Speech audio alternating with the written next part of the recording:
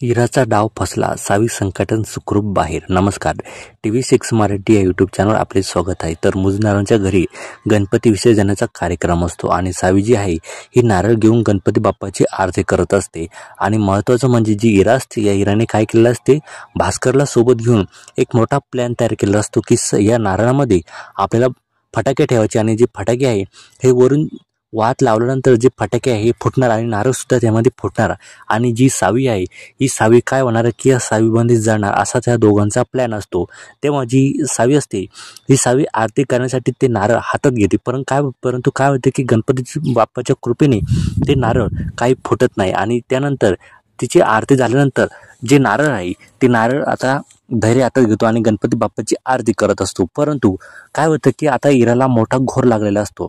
इराला वाटतं जर हे नारळ धैर्याच्या हातात जर फुटलं तर जे धैर्य आहे हे पूर्ण जळून जाईल. त्यामुळे काय करते की ती इरा जी आहे ही पटकन नारळ आपल्या हातामध्ये घेते, धैर्याच्या हातातून आपल्या हातामध्ये घेते आणि ते नारळ अवघ्या काही क्षणामध्येच फुटून जाते. आणि इरा जी आहे ही संपूर्ण तिथे जळते. ती एकदम पूर्ण तिचं तोंड जे आहे ते काळं होऊन जातं. आणि त्यानंतर घरातील सर्वजण आश्चर्यचकित होतात. सगळ्यांना धक्का बसतो की हे अचानक असं कसं झालं. त्यानंतर काय होतं की सावी जी आहे सावी पटकन इराला इथे धरते आणि विचारते, तू सुखरूप आहे ना. आणि नंतर तिला सावीला जी आहे असा प्रश्न पडतो की नारळ फुटणार आहे हे नेमकं इराला कसं कळलं, हे तिला मोठा प्रश्न पडतो. तेव्हा जी इरा आहे ही इरा म्हणते की मला त्याच्यातून ठिणगी पडताना दिसली होती, त्यामुळे जे नारळ आहे ही मी पटकन धैर्याच्या हातातून माझ्या हातामध्ये घेतलं. त्यानंतर जी दामिनी आहे ती दामिनी म्हणते की काही का असेना पण काय झालं, तुम्ही सगळे सुखरूप आहात ना, ही सगळ्यात मोठी गोष्ट आहे. गणपती बाप्पा आपल्याला पावलेले आहे असं ती म्हणते.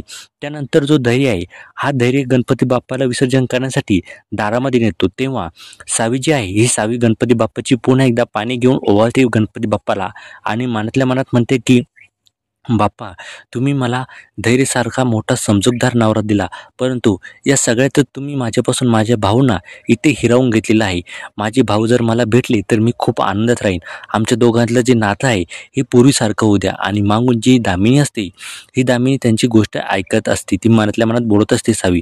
परंतु मागून जी दामिनी आहे ही दामिनीसुद्धा मनातल्या मनात म्हणते की तू कितीही विनवण्या कर, गणपती बाप्पांना कितीही आशीर्वाद माग, परंतु तुला मी माझ्या पायाखाली आणल्याशिवाय मी काही शांत बसणार नाही. तुला मी तुझी जागा दाखवूनच देणार आहे असं ती दामिनी मनातल्या मनात म्हणते. आणि त्यानंतर जो धैर्य आहे हा गणपती बाप्पाचं विसर्जन करण्यासाठी निघून जातो आणि असं सुद्धा होते. आणि त्यानंतर जी सावीची वहिनी असते ही सावीची वहिनी जाऊन भाऊंना ही सगळी हकीकत सांगते. तेव्हा भाऊ म्हणतात की या मुलीला कुठून काय सुचलं, या धैर्यसंग लग्न करणं काय माहीत, मला त्या मुजुमदारांचा सर्व जे स्वभाव आहे हे माहीत आहे, ते कधीही बदलणार नाही असं ते भाऊ त्या घरातल्यांना म्हणतात आणि निघून जातात. या सगळ्यांवर तुम्हाला काय वाटतं, तुमच्या प्रतिक्रिया आम्हाला नक्की कळवा आणि आपल्या चॅनलवर नवीन असाल तर सबस्क्राईब करा. धन्यवाद.